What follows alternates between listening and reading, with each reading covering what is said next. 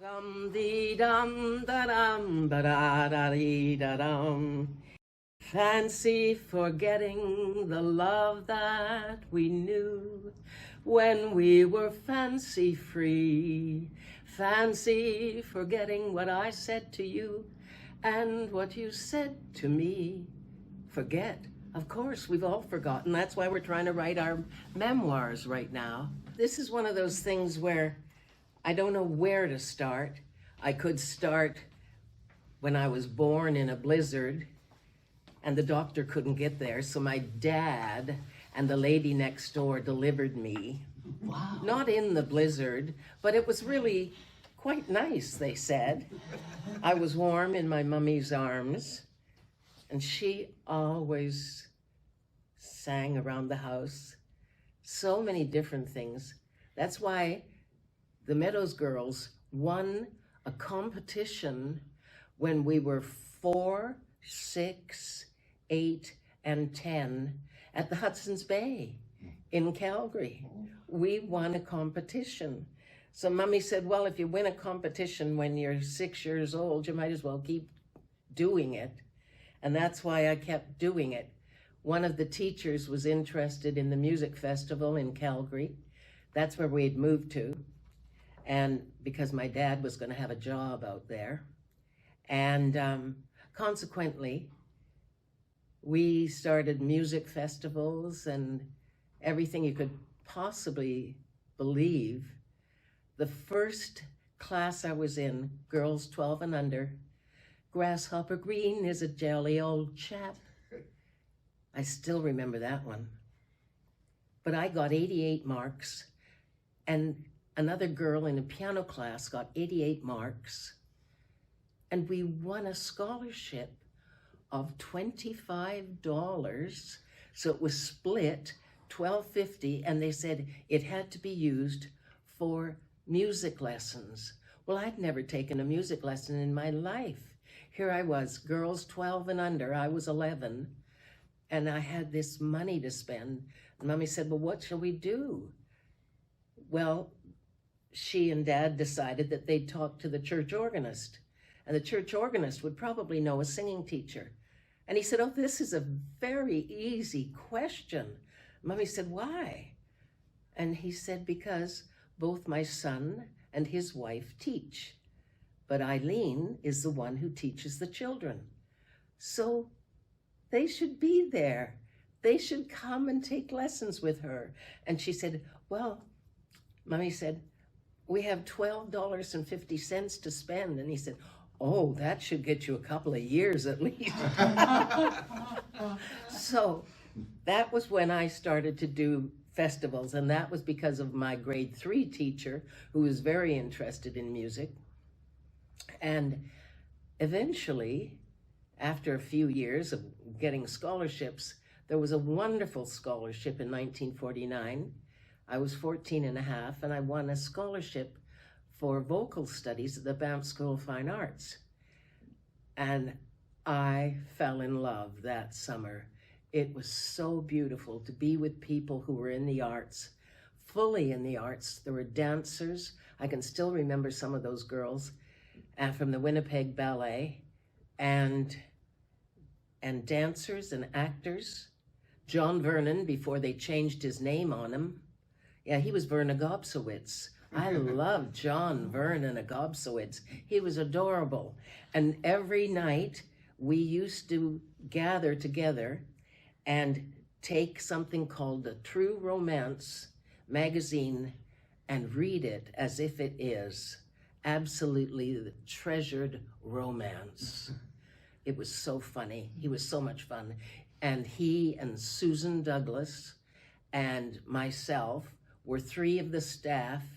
We worked in the kitchens and serving in order to get the room and board, because the scholarship was just for vocal lessons. At any rate, I've always thought that the Banff School of Fine Arts was the best place I could have been for 49, 50, 51, 52, 53, 54, 55. I won scholarships in the festival, and thank God I did. I had, when I walked into opera school, I had 10 operas behind me.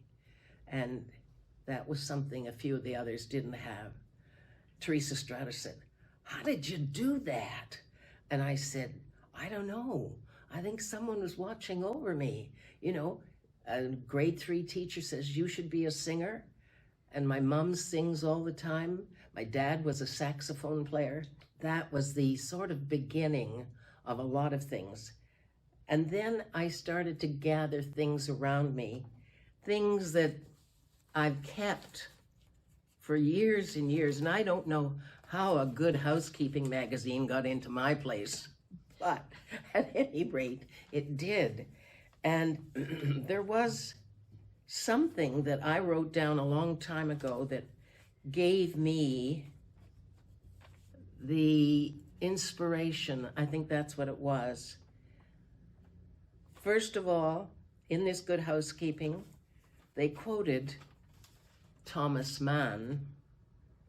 I felt very good when I read this because I thought, they tell me I talk too much, but I don't know. He said, speech is civilization itself.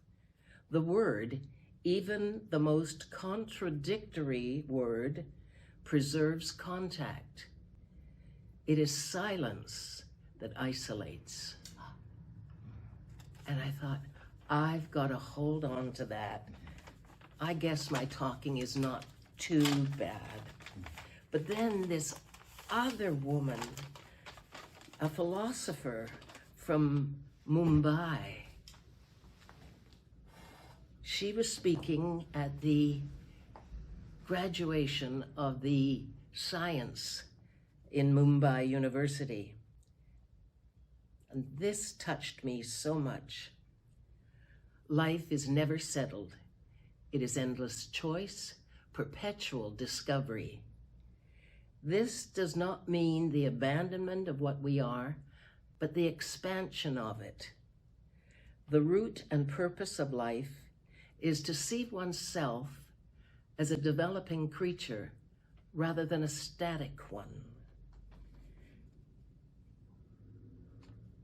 Whatever becomes of anyone is the necessity, the wonder, and the joy of life. I held on to that one too. Right on.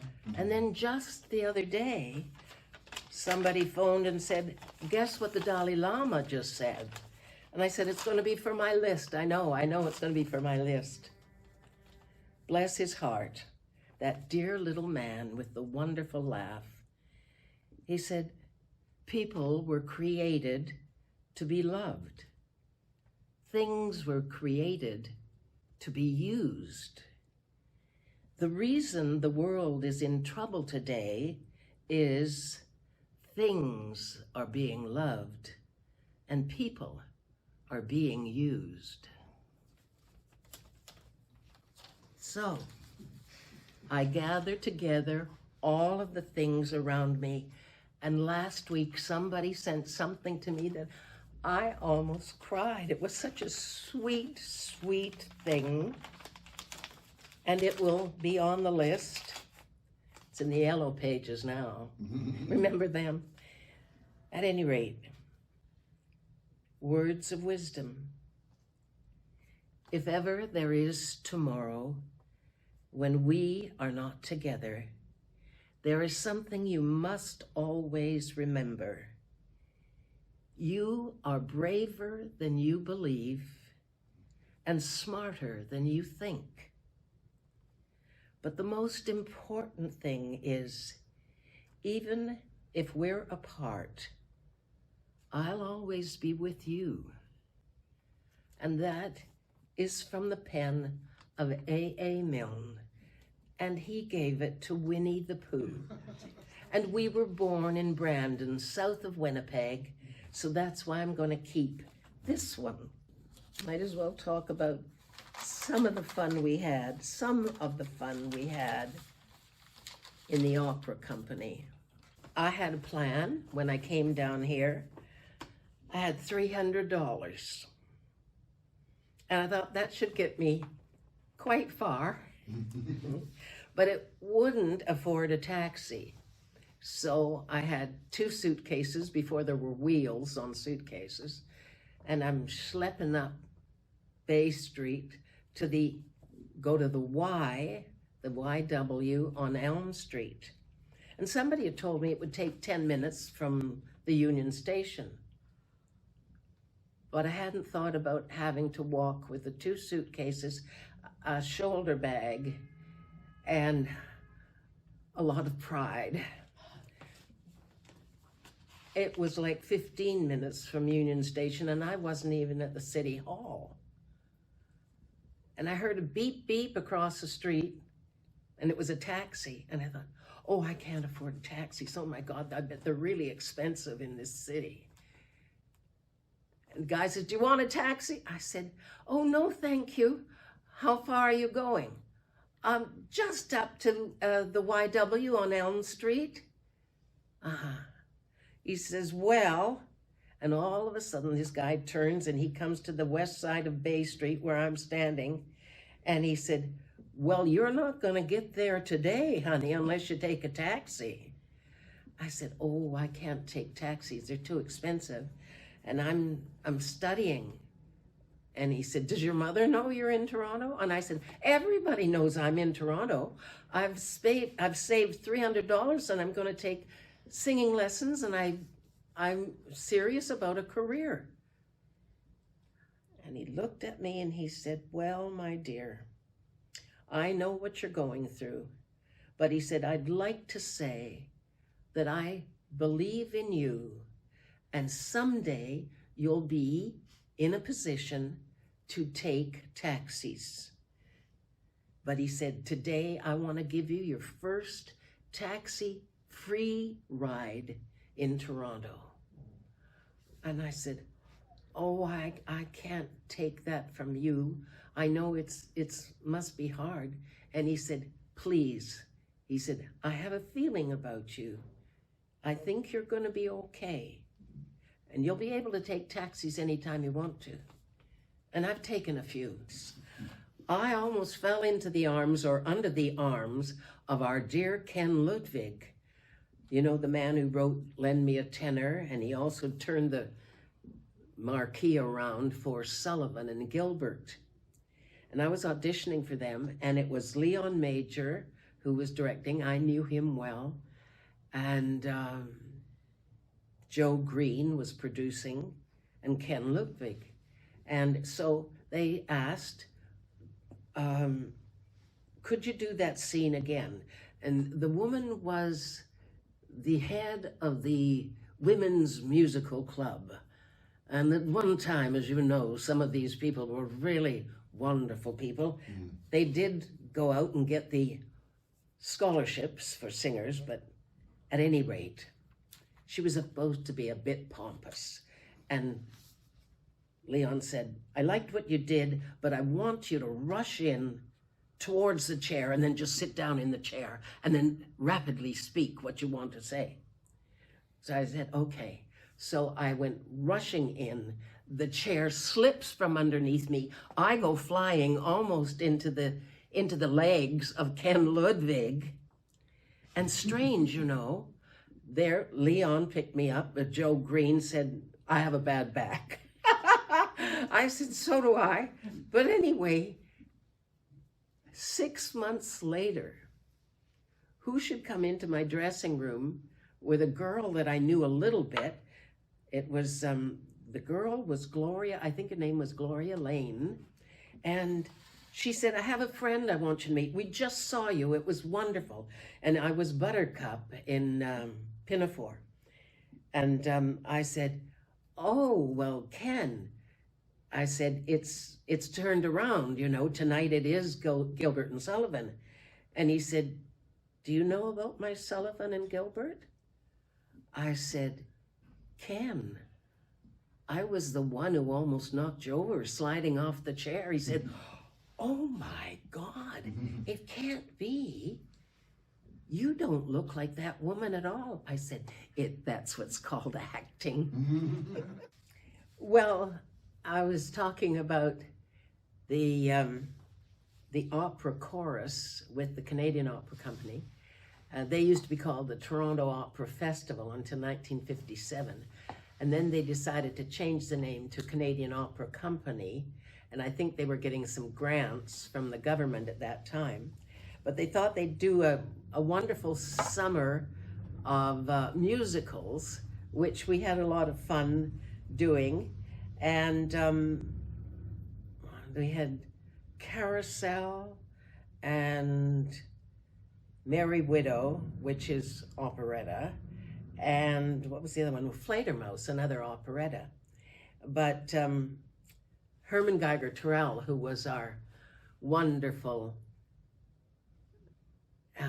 everything, he was our director, but at the same time he was like producing and all sorts of things. A wonderful man, but he said, I think I'm going to give you a solo role. And I said, really? He said, yes. So he said, it's marked in the book. I said, what show is it in? And he said, Carousel. I said, oh, that's wonderful. Some beautiful pieces in Carousel. And he said, yeah. So he said, I'm looking in there. I'm looking in there.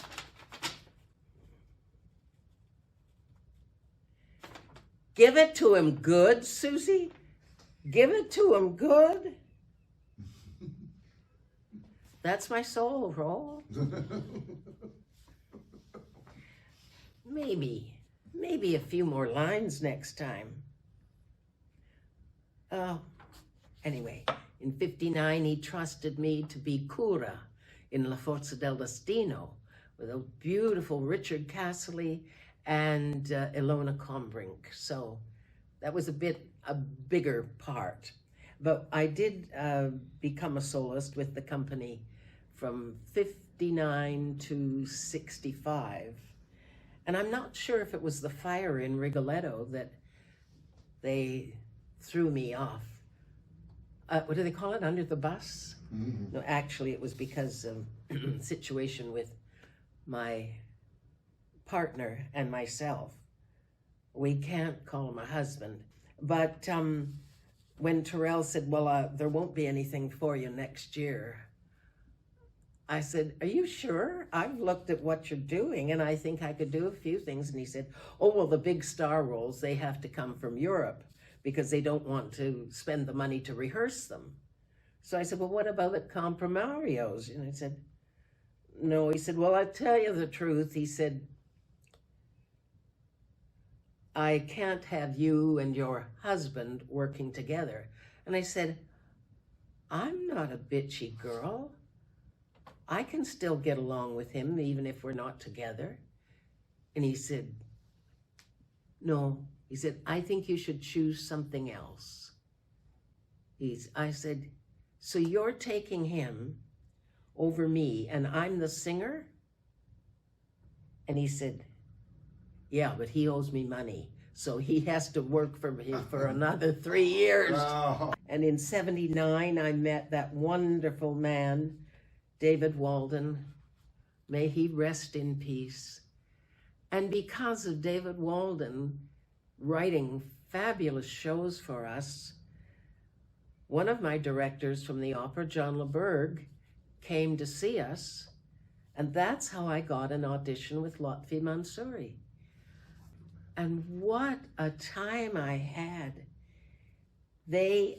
John had suggested to Lotfi that I should audition for the part of the old lady in Candide.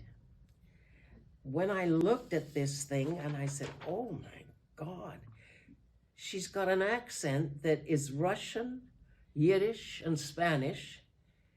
She's singing and dancing with castanets. And I think, how am I going to do that? Anyway, I did it. And I had the most fun I've ever had at an audition. I didn't fall on the floor. I didn't grab Mr. Lotfi's arms, legs, or anything else.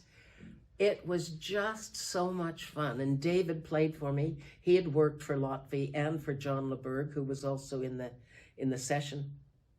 At any rate, everything was going really well, and I was having so much fun.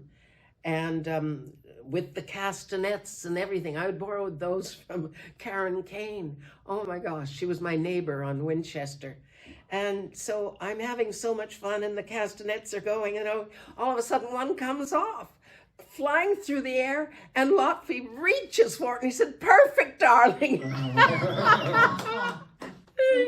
And I think, oh, well, I've just lost the job. But anyway, he said, "I haven't had as much fun. This has just been incredible." He said, "It was the most fun I've had all week." I said, "Oh my God, that's wonderful. That's really wonderful." And he said, "I understand you borrowed the castanets from Karen Kane." And he said, and somebody said you were neighbors. He said, "Well," he said, "we live across the street." He said, "Where are you?" I said, "I'm on 84. And he said, "Oh, we're up at 123. And Karen's across the street." I said, "Who knew?" We were all there. We did not know until I did the panto with Ross Petty, who's Mr. Karen Kane. I didn't know that particular end of the street. But anyway, that was loads of fun. Lotfi was just so sweet, such such a wonderful man to work with and for. And but he always had something strange for me to do. Well, I forgot to bring it today, but God love him. A friend phoned, and she worked as the manager of magazines for the world's biggest bookstore. She said, "Better come down here." I said, "Why? What's up?" She said, "Well, all of these subscription sheets are going out in a hurry." I said, "What subscription sheets?" She said, "Just come." I thought, okay. So I go down to see her, and she pulls out this long thing, and it's me as the poster girl, as the old lady dancing, and it's the poster for the next season of the opera company. I had no idea. Wow. So I phoned him and I said, "When did you decide this?" He said, "Oh, didn't I tell you?" I said, "No, you didn't." But he said, "Well, it was just so much fun. We had to do something with those photographs." So anyway, that was just one of those heavenly things. Then he said, "I need a hostess in Boris." I said, "Boris Godunov?" He said, "Yeah." "Do you know him?" I said, "Not that well." So he said, "Okay, so you're going to be the hostess." In the first rehearsal, he said, "You're waiting for these guys to come, and you have to have something to do." I said, "I can knit, Lofty." "Yeah, no, Treasure." He says, that's too Lady Lafarge." So I said, okay. So he thought about it, I thought about it, and I thought I could think of very little. I still went back to the knitting. So I came into rehearsal, and he said, "Oh, I remember. I have an idea what you can do while you're waiting for the men to come." I said, "What's that?" He said, he walks away from me as he says, "You can pluck a chicken." I said, "What? Lotfi, a real chicken?" "No, Treasure, it'll be frozen." I said, "Frozen? Okay. Frozen chicken. I'm plucking a frozen chicken. What about, it's cold." "Oh, no," he says, "we'll keep it in the fridge during the day, and then maybe an hour before, they'll pull it out." Well, one night the guy forgot to pull it out. And I see Grant, darling Grant that lived here, Mick, one of the head carpenters. And he said, "Oh my God, he forgot to pull your chicken out." I said, "Well, he better get it out. I'm getting in there soon." You should have seen me. My vulnerable parts were dancing around, trying, as I'm plucking this frozen chicken. And I said, "Oh my God, Lotfi, where are you when I need you? We had a good time with that. Then he gave me a wonderful, wonderful job. No chickens to be plucked this time. He gave me the job of Aya to Zubadiah in Kismet. And she's one of these women who is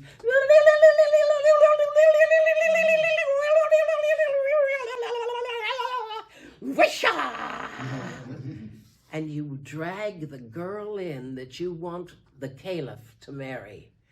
I had so much fun. And she has quite a big aria to sing. She's like the 10:30 girl on the roster. And I could hear my vet, now every girl needs one, he's laughing so hard. He's just down about 5 rows. I knew, oh my God, John's falling out of the chair. At any rate, that was so much fun to do. That was the last job I had for him before he moved to San Francisco.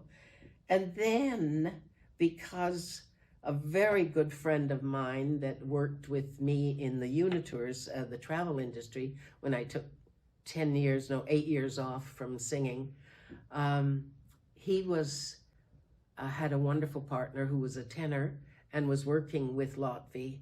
So they phoned Lotfi and said, we've got a surprise for you today. Come to lunch. And he said, I can't do lunch. And they said, can you do 15 minutes? He said, yes, if it's something good. And they said, oh, we think it's something good. And I said, oh, I really should go out and buy a frozen chicken and just give it to him.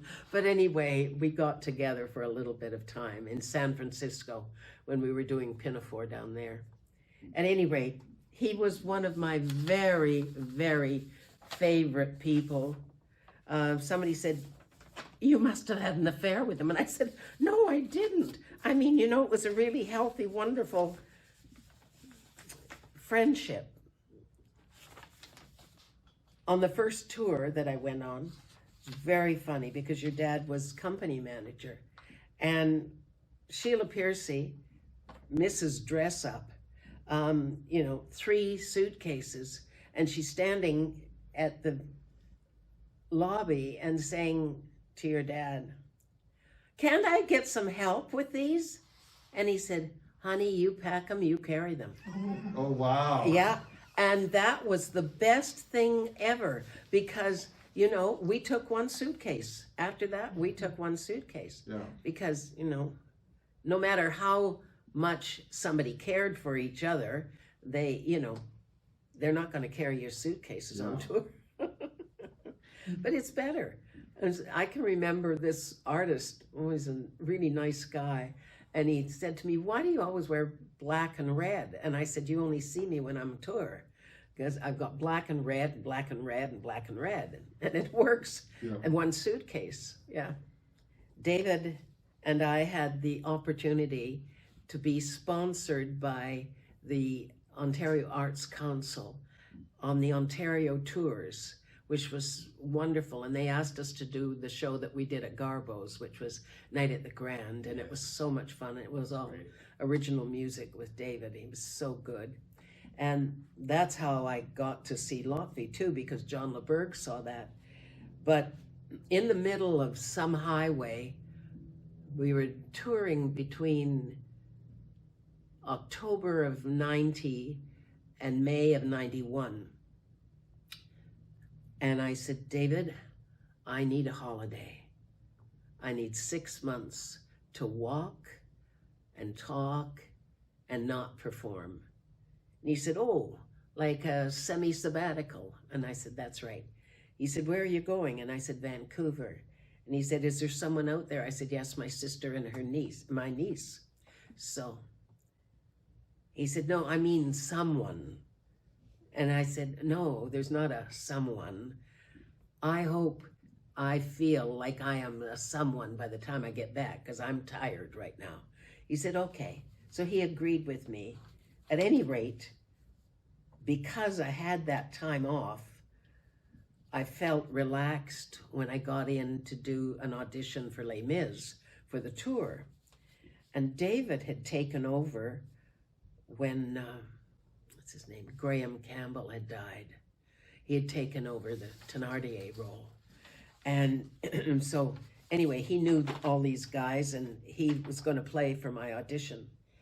And the strange thing is, they said, please don't do anything from the show. And I said, really? Why not? They just, no, because it's just like the Disney type marking on the stage. And if you're one sender off and you don't know the number yet, so no, just do the stuff that whatever you want to do, you can do. So we did a lot of David stuff. And there was one thing that took me through from my Grasshopper Green days to an incredible breakdown by Nina Simone when David and I saw this happen. And we went home crying because it was so sad. And, but it was a brilliant piece that he had written, and it ended this whole thing about my career. So anyway, they said, come back next week. There's some other people we want to see you. So we said, okay. So we came back the next week. And then I got the job, and I was hoping that David would get the job for the tour. But at the same time, they took that Toronto company to Ottawa to work at the National Arts Centre for the summer. So that's too bad. We weren't able to work together. But at any rate, I had one of my wonderful accidents in the final number of the first act. Everybody's gathering. There's a lot of noise, there's a lot of chorus, there's a lot of orchestra. And the Thénardiers, who live in the sewer, come out. And it's up to Madame to open the sewer grate. And 1 second off, your hands will be here. And if you're at the wrong point, the roller stage will, and they did, roll over and broke my fingers of my left hand.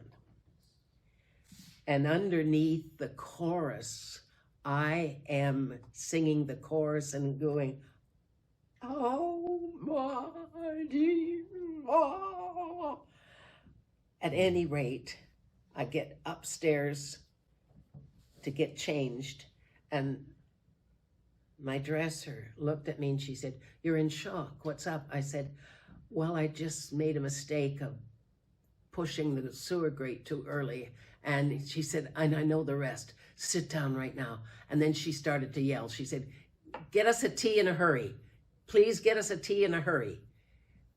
And then she came over and she said, let's just get your costume off and start to breathe, Arlene, start to breathe.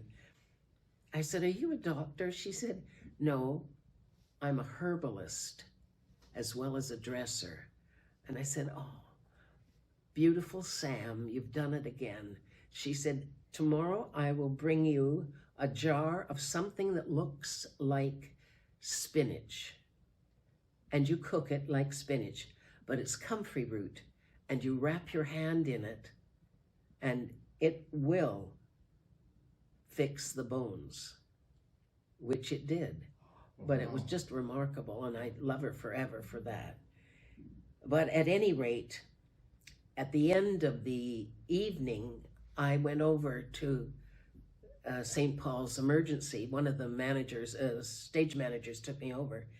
And it's a lovely young man, the doctor, who was, at least 14 or 15 years old.